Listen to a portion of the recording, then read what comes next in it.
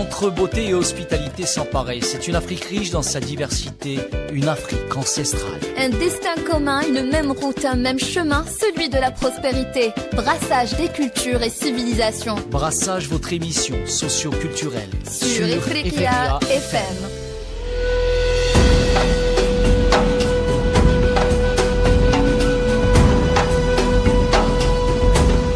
Bienvenue à tous nos auditeurs fidèles et à ceux qui nous rejoignent pour la première fois dans Brassage. Brassage, l'émission qui vous fait voyager à travers les cultures africaines en vous dévoilant les trésors souvent méconnus de notre continent. Brassage, animé par Rania Etrassi et réalisé par Hassiba Djebou. La semaine dernière, nous avons entamé un périple fascinant au cœur de Djibouti, un pays à la croisée des civilisations. Aujourd'hui, nous allons approfondir notre découverte de Djibouti en explorant les multiples facettes de sa culture, des arts populaires à la richesse musicale, en passant par les festivités qui rythment la vie des Djiboutiens. Une semaine après la première partie de notre émission, nous vous invitons à poursuivre ce voyage culturel avec nos chroniqueurs qui nous accompagneront tout au long de cette émission. Entre beauté et hospitalité sans pareil, c'est une Afrique riche dans sa diversité, une Afrique ancestrale. Un destin commun, une même route, un même chemin, celui de la prospérité. Brassage des cultures et civilisations. Brassage, votre émission socio-culturelle sur Ifriqiya FM.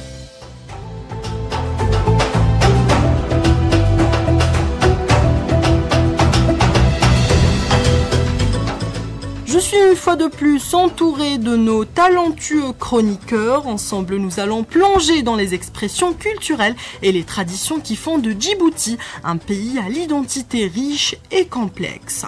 Alors, installez-vous confortablement et laissez-vous guider par nos échanges animés. Un petit tour de table avant de commencer. Mohamedou Dia du Sénégal, bonjour Mohamedou. Bonjour Rania, bonjour chers auditeurs. Alamine Mahamad du Cameroun, bonjour Alamine. Hello everybody.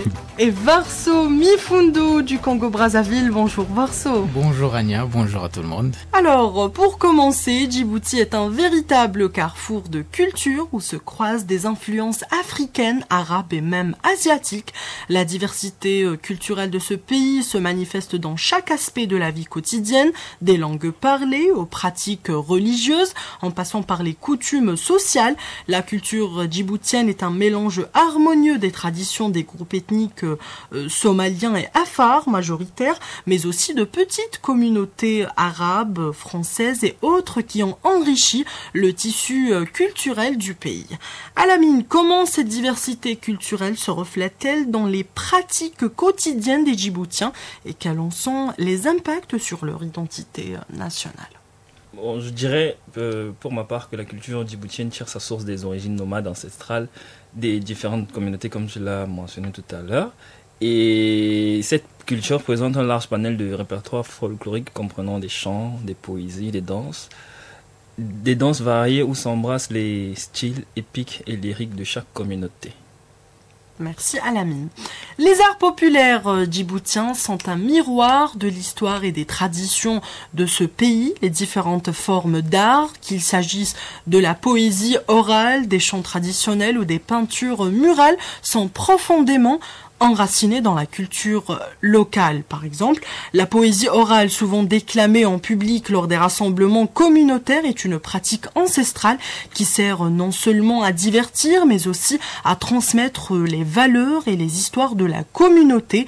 Les chants traditionnels également, accompagnés de tambours et d'instruments à cordes, racontent des récits historiques ou célèbrent les exploits des ancêtres. Mohamedou, quel rôle jouent les arts populaires dans la préservation de l'histoire et des traditions à Djibouti? J'aimerais juste revenir sur un point, ce qu'Alamine a mentionné par rapport à la culture djiboutienne. Oui. Nous en avons parlé la semaine passée. C'est une ville cosmopolite, donc qui regroupe beaucoup d'ethnies. à savoir beaucoup de communautés, les Arabes, les Français, les Indiens, Chinois et les Africains eux-mêmes. Donc, les Djiboutiens ont le respect des aînés et le sens de l'hospitalité et la solidarité. Donc, quelqu'un qui a l'habitude de recevoir une personne ou quelqu'un qui a l'habitude de voir des gens, donc il aura toujours cette humilité et ce sens d'hospitalité. Donc maintenant, en revenant sur par rapport aux arts, donc l'artisanat à Djibouti reflète l'histoire et les traditions locales. Et les artisans également djiboutiens, ils travaillent avec des matériaux locaux pour créer des objets qui sont utilitaires et décoratifs. Donc, on peut parler également des bijoux qu'ils ont. Je disais, les bijoux traditionnels qui sont souvent fabriqués en argent, qui sont également avec des motifs qui sont vraiment inspirés par la nature et la religion. Par rapport toujours à la culture, les femmes qui en portent de plus, souvent des colliers, des bracelets et des boucles d'oreilles élaborées et parfois ornées de perles ou de pierres vraiment précieuses. Il y a également le tissage qui est un tissu traditionnel comme les étoffes utilisées pour les robes et les châles. Les châles, c'est l'impact, je pense, de la culture indienne. C'est des grands tissus. Oui, grands tissus colorés et qui ont vraiment un motif vraiment très joli à voir, qu'ils attachent autour de leur taille. Donc pendant les cérémonies de mariage, de baptême, quelque chose, n'importe quoi qu'ils célèbrent, donc qu'ils utilisent pour montrer également la culture et la tradition djiboutienne. Il y a également le travail du cuir et du bois, les objets en cuir comme les sacs et les sandales, ainsi que les objets également en bois, comme je l'ai mentionné, comme les coffres et les ustensiles qui sont souvent décorés également de motifs gravés ou peints. Donc on peut parler également des tenues traditionnelles, comme je l'ai dit, les châles qu'ils utilisent de plus en plus. Donc grosso modo, on peut parler de l'art djiboutienne ainsi avec beaucoup de diversité. Merci Mohamedou. Pour moi, j'aimerais revenir sur le tissage et le textile. Oui, les textiles jouent un rôle important dans la culture de Djibouti, notamment avec les gabis qui sont une grande étoffe. L'étoffe dont il a parlé, ça s'appelle le gabi chez les hommes. Et les diraks chez les femmes. C'est une sorte de robe légère et colorée que portent les femmes. Le tissage de ces étoffes est souvent réalisé à la main et peut inclure des motifs géométriques ou des broderies spécifiques à chaque groupe ethnique. Et également sur la poterie. La poterie, elle est moins répandue que dans d'autres régions de l'Afrique, mais elle est pratiquée dans certaines communautés rurales. Les poteries djiboutiennes sont généralement utilitaires. On a des vases pour l'eau ou des récipients pour la cuisson. Les formes sont simples mais fonctionnelles, souvent décorées avec des motifs incisés ou peints. On a aussi également des accessoires en terre cuite qui sont couramment utilisés pour brûler l'encens et qui est une pratique courante dans les foyers djiboutiens pour amener l'encens. C'est une sorte de parfum pour la maison ou la chambre. Donc ils utilisent ces vases pour brûler de l'encens pour donner de bonnes odeurs à leur maison. Pour le bois, les artisans de Djibouti fabriquent également des mobiliers simples mais fonctionnels comme des tabourets, des coffres et des lits. Et ils sont souvent sculptés à la main. Le bois est parfois décoré avec des gravures ou des motifs traditionnels typiques de Djibouti. En plus des mobiliers, les artisans créent des petits objets en bois comme des boîtes, des figurines ou des ustensiles souvent utilisés dans les maisons pour la décoration ou bien pour des fins pratiques. On a également la tapisserie et la broderie. Pour les tapis traditionnels, ils sont tissés à la main avec des motifs géométriques ou floraux, souvent influencés par les traditions des tribus locales, notamment celles des Afars ou des Issa, également celles des Éthiopiens et des Somaliens. Ils sont utilisés non seulement comme des décorations, mais aussi pour la prière ou pour recouvrir simplement le sol des tentes nomades. Pour la broderie, elle est souvent réalisée sur des vêtements ou des textiles décoratifs sous une autre forme d'artisanat propre aux cultures. Et elles peuvent représenter des motifs complexes et souvent transmises de génération en génération comme une compétence artisanale. Et je dirais, pour terminer, que l'artisanat de Djibouti est profondément enraciné dans les traditions et le mode de vie des populations locales, avec une attention particulière portée aux matériaux naturels disponibles. Tout à fait. J'aimerais juste rajouter sur ce qui a été dit sur le savoir-faire djiboutien. Vous savez, le savoir-faire djiboutien se manifeste dans diverses pratiques artisanales et traditionnelles héritées de générations passées. Par exemple, le tissage des nattes et des paniers.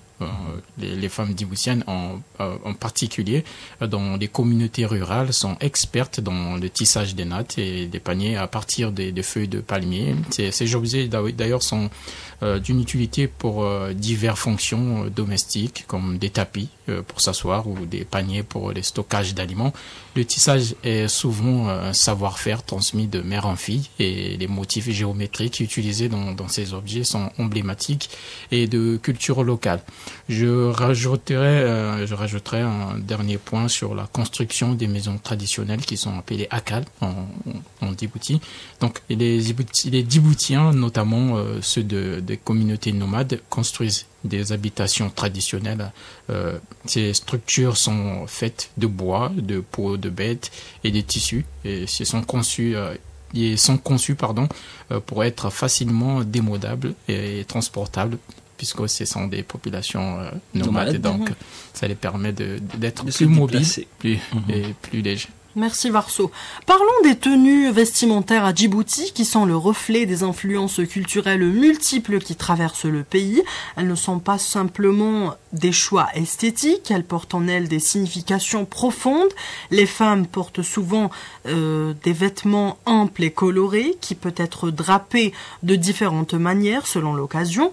Les hommes, quant à eux, arborent une longue tunique blanche ou pastel accompagnée d'un foulard traditionnel. Mohamedou, tu as sûrement une idée. Effectivement, par rapport aux tenues traditionnelles à Djibouti, ça varie selon les groupes ethniques et les occasions, comme tu l'as mentionné. Et en ce qui concerne les femmes, la plupart, c'est le dirak qui est porté pour les femmes, par les femmes plutôt. Et le dirak, c'est une robe très longue et légère, donc qui est souvent en tissu coloré et décoré également de motifs très complexes. Donc également, les motifs, ça varie en fonction des ethnies, que cela soit les Zafar ou les Issa, ou peut-être également les autres ethnies qui sont venues après. Donc elle est généralement également portée avec un châle. Le châle, on l'a déjà mentionné. C'est un motif vraiment multicolore, donc avec beaucoup de dessins, donc ça reflète vraiment l'art. Ou un voile aussi. Donc lors des mariages et autres occasions spéciales, les femmes portent des bijoux en or et en argent Donc pour les hommes portent traditionnellement un makawis. C'est comme des djallabia. Oui, des kamis, exactement. Donc c'est une sorte de sarong aussi, ou des fois également c'est semblable au sarong, qui est souvent également accompagné d'une chemise légère.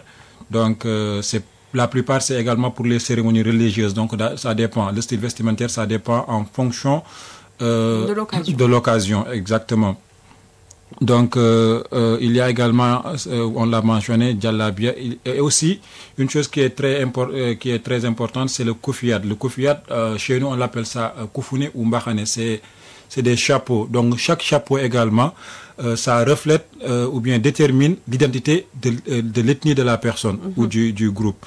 Donc juste en regardant les styles vestimentaires de la personne, tu peux directement imaginer que cette personne, ou tu peux vraiment en déduire que la personne, elle est soit de l'ethnie Issa ou l'ethnie Somali ou l'ethnie Afar. Donc ce qui fait que vraiment il y a une diversité par rapport aux tenues traditionnelles, et ça reflète également la beauté des Djiboutiens.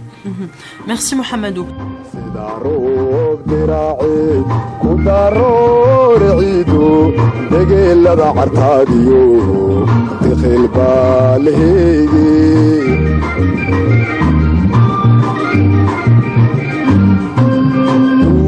damir joog doogiyo hayskii daahiyada iskeliye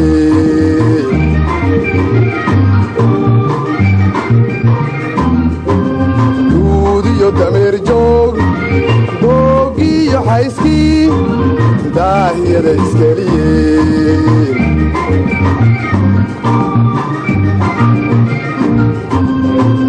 yemi dalxiiso dadku daawanayay naftu kugu dulaantay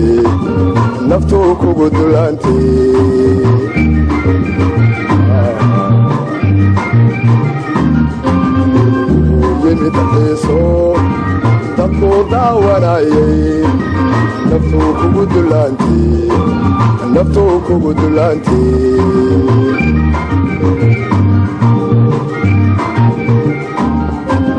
marka ay ku daydaba igu ka dacwaysay marka ay ku daydaba igu ka dacwaysay دقي دبع وناقي دقاشة ما فيعني إلا دات عاشقا إلا دات عاشقا إلا دات عاشقا إلا دات عاشقا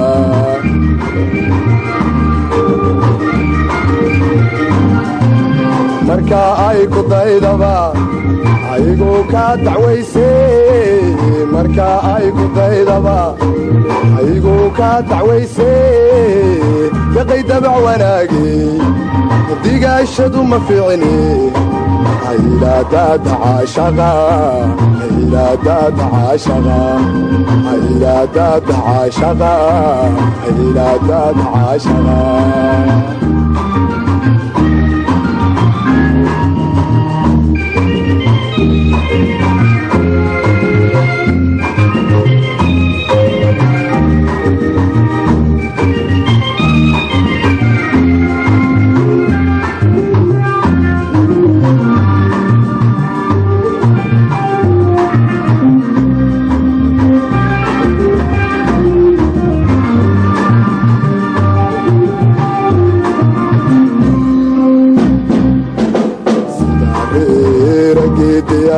كدارير ملدير دادا بدا علانيو دوحي نغاري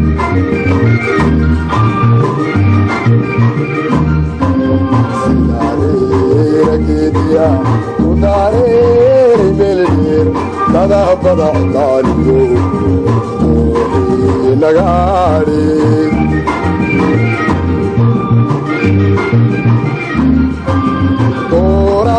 يا ضمل داري يا سرنكي داري بيسكارو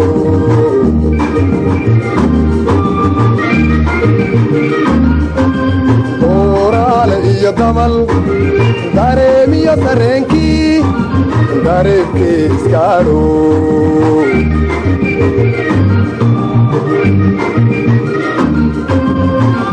سيد بدو adduunyadu ku soogtaan aishaa kaaga doogtii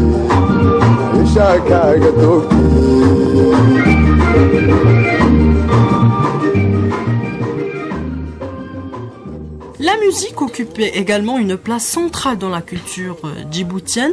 Elle est non seulement une forme de divertissement, mais aussi un moyen d'expression des émotions et des récits historiques. Les genres musicaux à Djibouti sont variés, les instruments de musique traditionnels également sont variés, et ils sont essentiels pour accompagner ces chants. Alamine, quels genres musicaux sont les plus emblématiques ? Bon, on a le hello qui est une forme de musique poétique traditionnelle somalienne qui est souvent chantée en a cappella. Ces chants poétiques peuvent traiter des sujets variés allant de l'amour à la politique. Bon, les hellos sont profondément ancrés dans la culture orale et sont souvent accompagnés de danses comme le danto. On a également le balouo, c'est un genre musique somali qui est né dans les années 1940 et a été popularisé par le chanteur somalien Abdi Sinimo. On a également le goumaya, qui est un genre musical populaire parmi les Afarches de Djibouti. Et il est souvent joué lors de cérémonies de mariage et utilise des instruments tels que le tambour et les lyres traditionnels, accompagnés de chants et de danses. Maintenant, parlant d'instruments traditionnels, on a l'oud, qui est un instrument à cordes, souvent utilisé dans la musique arabe et somali. Il est aussi très populaire à Djibouti. Il est utilisé pour accompagner des chants traditionnels et pour jouer des mélodies lors des événements spéciaux. On a des tambours qu'ils appellent da, qui sont essentiels dans de nombreuses formes de musique djiboutienne, qu'ils soient utilisés pour des chants rituels, les danses ou les célébrations. On a la lyre, dont on a parlé tout en haut. Il l'appelle tamboura, qui est utilisé dans la musique afar, et c'est un instrument à cordes qui produit une mélodie douce, souvent utilisée pour accompagner les chants poétiques. Maintenant, parlant de musique contemporaine, la scène musicale contemporaine de Djibouti est marquée par une fusion de styles traditionnels avec des influences modernes telles que le reggae, le hip-hop, la musique pop, et de nombreux artistes djiboutiens actuels cherchent à moderniser les sons traditionnels tout en préservant leur essence culturelle. Les radios et les médias locaux jouent un rôle crucial dans la transmission et la diffusion de la musique djiboutienne, et ça permet également aux jeunes artistes de se faire voir et d'émerger, de faire évoluer la musique du pays. Pour les chants religieux, on a la musique religieuse, notamment les chants soufis, qui occupe une place importante à Djibouti, surtout lors des cérémonies religieuses et les fêtes islamiques. Ces chansons souvent mélodieuses et rythmées, créant une atmosphère spirituelle.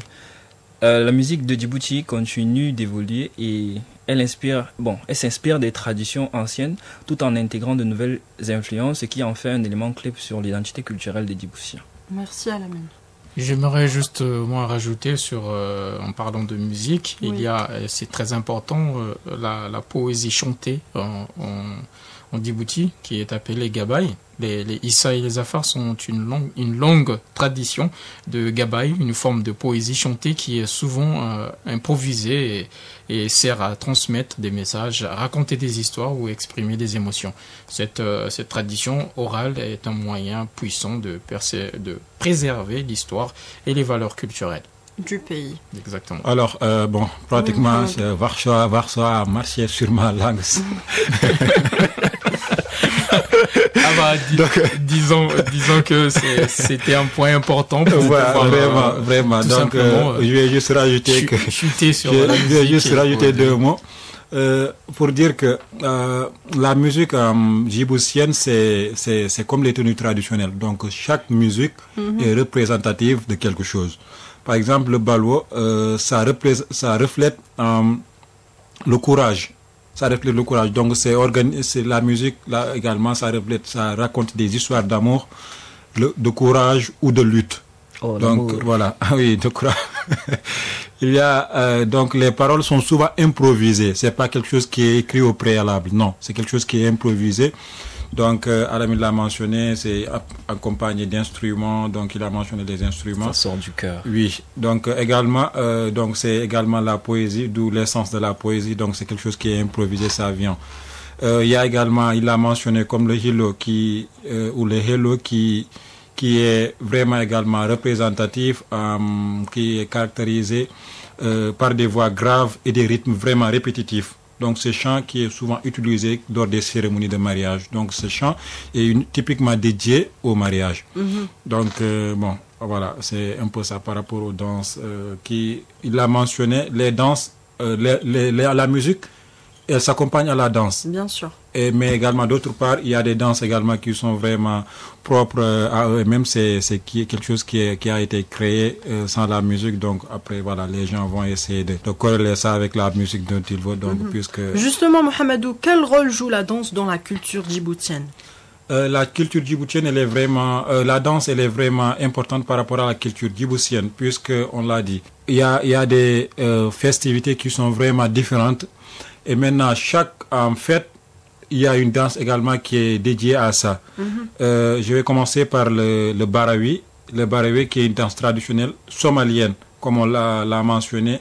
Donc, il y a des Somalis en Djibouti qui est souvent pratiquée lors des mariages et des fêtes communautaires. Donc, cette danse est uniquement dédiée aux cérémonies de mariage ou fêtes communautaires. Donc, les danseurs se déplacent en cercle. Ils se déplacent en cercle et en suivant un rythme rapide marqué par des tambours et des chants. Il y a également la danza afar. Donc c'est une danse traditionnelle des Afars qui est souvent exécutée lors des rituels de passage, comme les cérémonies également de mariage ou de naissance. Donc vous voyez, donc le barawi, on avait dit que c'était une danse qui est vraiment dédiée pour les mariages, mais le danza afar, c'est pour un nouveau-né. Donc les mouvements également sont souvent synchronisés et accompagnés de chants et de percussions. Donc, en général, c'est les deux danses, mis à part des danses qui vont avec la musique, qui vont en parallèle avec la musique. Donc, c'est les deux danses, barawi et danse afar, qui sont beaucoup plus utilisées, qui sont dédiées typiquement aux cérémonies. Moi, j'aimerais juste rajouter en parlant de danse. Djibouti, on a dit qu'il y a beaucoup de populations ou des peuples qui ont visité Djibouti. Donc, avec d'ailleurs l'influence croissante des cultures mondiales, les jeunes djiboutiennes s'approprient des styles de danse modernes tels que le breakdance et l'afrobeat. D'ailleurs, ces danses sont souvent présentées lors des compétitions et de festivals et elles permettent justement aux jeunes de s'exprimer, de créer des liens au-delà des frontières de Djibouti. Donc, ce qui est très important d'ailleurs pour la survie de cette population et de cette jeunesse. Comme Mohamed l'a su mentionner, Oui. la danse traditionnelle de Djibouti est influencée par des ethnies somalies, afars, arabes et éthiopiennes. Bon, comme danse, moi je citerai la danse Goumaya, qui est une danse très populaire chez les afars. Elle est souvent exécutée lors de grandes célébrations, légèrement différente de la danse dont tu as parlé tout à l'heure. Et on a également la danse Danto, elle est d'origine somalienne. Et c'est une danse joyeuse qui met en avant l'agilité des danseurs. Elle est souvent accompagnée par des tambours et des chants.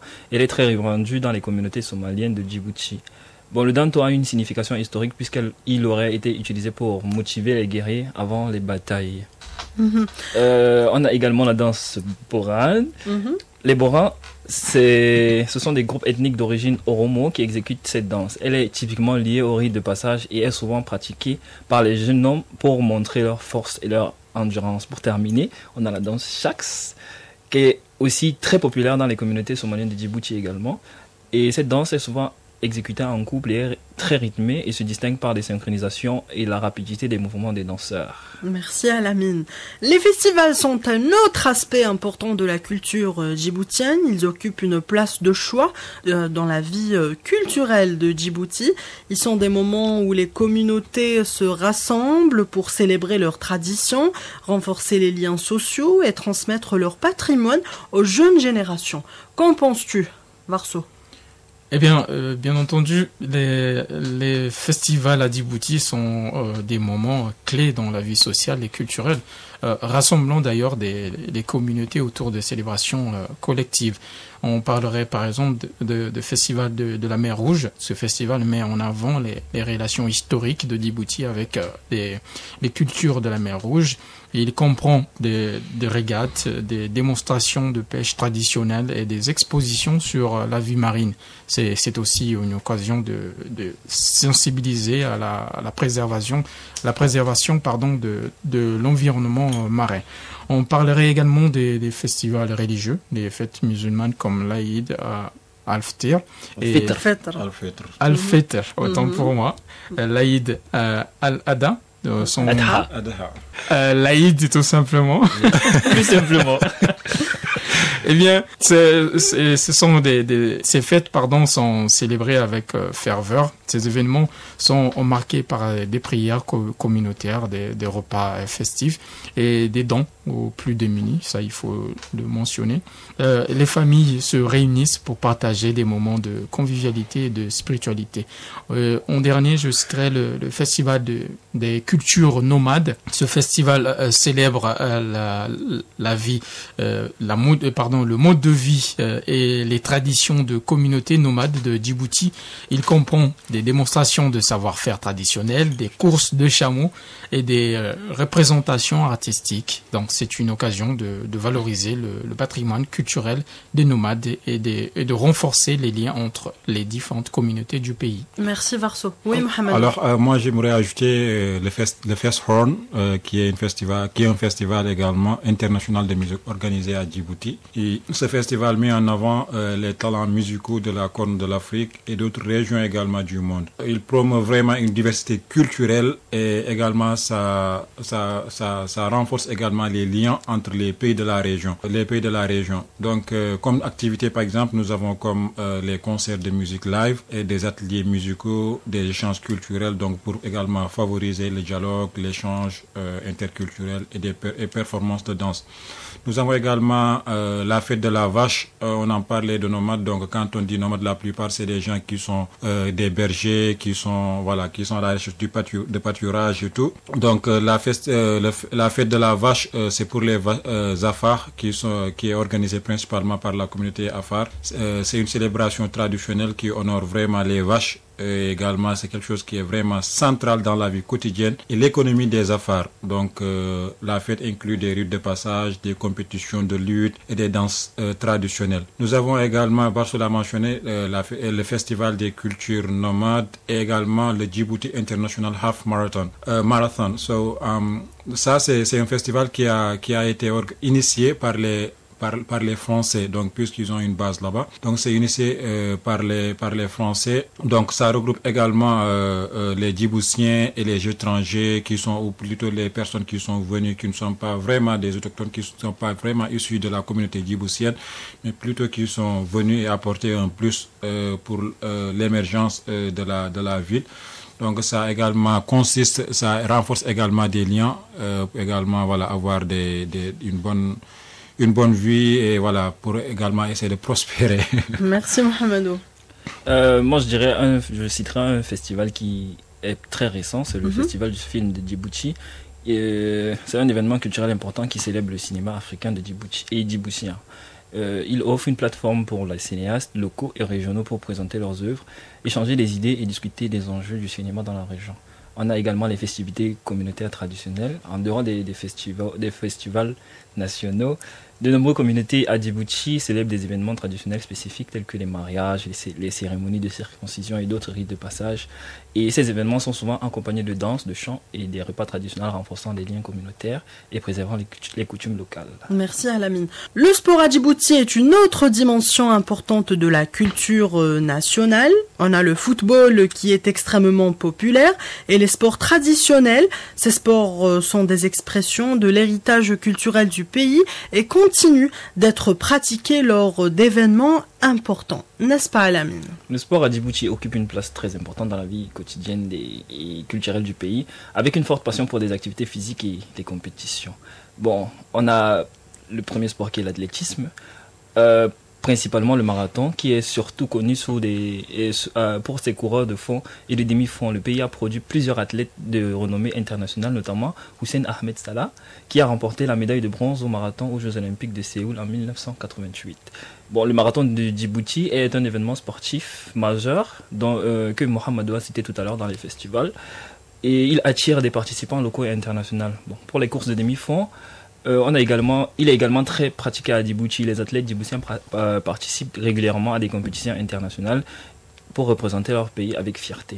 Pour le football, c'est le sport le plus populaire à Djibouti. Le pays a une ligue de football qui attire un grand nombre de jeunes talents, bien que l'équipe nationale de Djibouti, surnommée les Riverains de la mer Rouge, ne soit pas parmi les plus performantes en Afrique. Le football reste une passion nationale et les matchs locaux sont souvent suivis avec beaucoup d'enthousiasme par des supporters. Pour les sports traditionnels, on a la lutte traditionnelle, qui est un sport traditionnel dans certaines régions de Djibouti, en particulier parmi les communautés afars. C'est un sport qui fait partie des rituels de passage et des festivités locales. On a les jeux de force, qui sont des compétitions de force comme le levage de pierres lourdes ou les courses d'endurance qui sont également pratiquées souvent lors des festivals ou des célébrations communautaires. Parlant de basketball, le basket gagne en popularité à Djibouti, en particulier parmi les jeunes. Le pays dispose de plusieurs clubs de basket et des tournois sont organisés à travers le pays. Le basket est particulièrement apprécié dans le milieu scolaire et universitaire. Comment dire, la progression de la Basketball African League, je pense que l'équipe de Djibouti va avoir une place dans ce tournoi. Pour les sports nautiques, Djibouti étant bordé par la mer Rouge et le golfe d'Aden, les sports nautiques comme la natation, la plongée sous-marine et le voilier sont pratiqués, bien qu'ils soient moins populaires que le football ou l'athlétisme. Bon, la beauté des côtes djiboutiennes attire également des amateurs de sports nautiques et de l'étranger.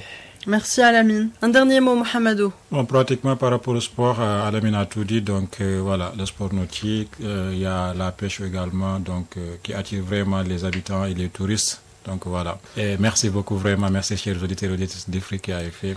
Merci Mohamedou. Sur le sport, je pense que Alamine a tout dit. Apparemment, il a marché encore sur la flèche. Il a marché sur tout le monde aujourd'hui. Ce que je pourrais juste dire, c'est que le sport était un aspect essentiel de la vie à Djibouti. Au fond, non seulement une forme de divertissement, mais aussi un moyen de promouvoir l'unité nationale et la santé. Comme on dit, un peuple qui ne fait pas de sport, c'est un peuple malade. Je vous remercie pour vos éclairages précieux. Notre exploration de Djibouti dans cette deuxième partie de Brassage nous a permis de plonger au cœur de la riche diversité culturelle de ce pays fascinant. Chers auditeurs, nous espérons que ce voyage à travers les traditions et les pratiques culturelles de Djibouti vous a permis de mieux comprendre l'âme de ce pays. Nous vous donnons rendez-vous la semaine prochaine. Restez à l'écoute de Brassage pour continuer à découvrir les trésors cachés de notre magnifique continent africain. salalka keeniyo saskuwa dhibate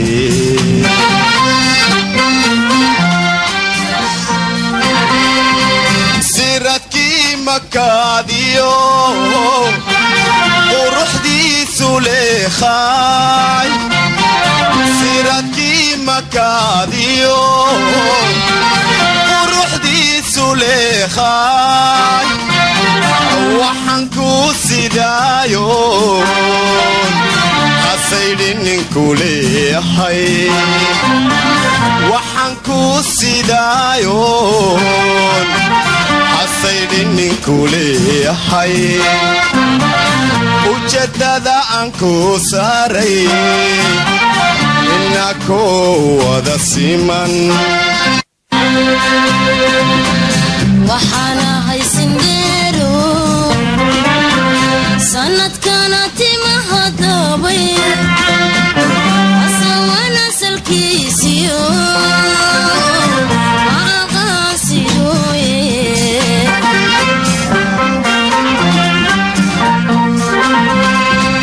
waxaana haysindheero sanadkana timahadabay asawana salkiisiyo maaqaasidoye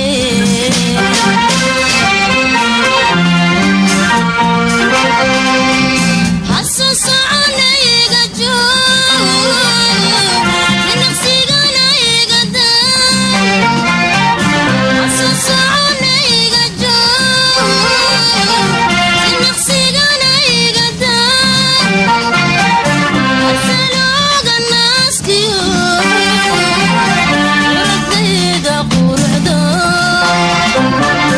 asalooga naaskiyo ardayda quruxda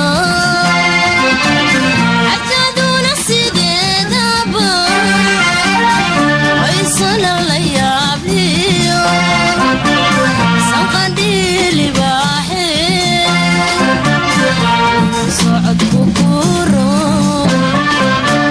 xajaduna sideedaba waysala la yaabliyo sanqadhiili baaxee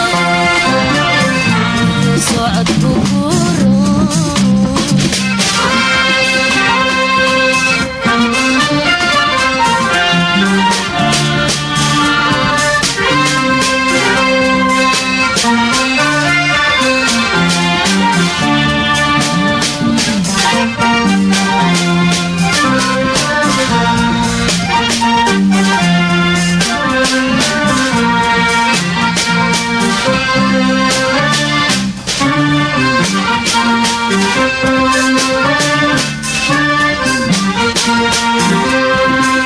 saran seer ku gaadhiyo silic kuma badaaye sahankaygu waagu samaayo wanaagle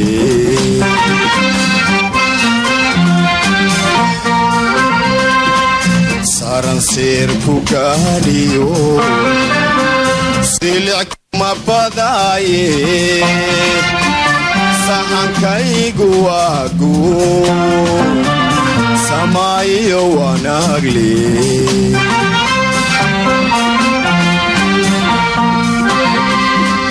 sabalaynta sheekada adan ku sifeeye sabalaynta sheekada adan ku sifeeye waxaan ku sidaayo hasaydhinin kuleeyahay waxaan ku sidaayo hasaydhinin kuleeyahay ujeedada aan ku saaray inagoo wada siman aanu sacabatumane hasaluugin waa gobe ujeedada aan ku saaray inagoo wada siman aanu sacabatumane asaluudin waa gobe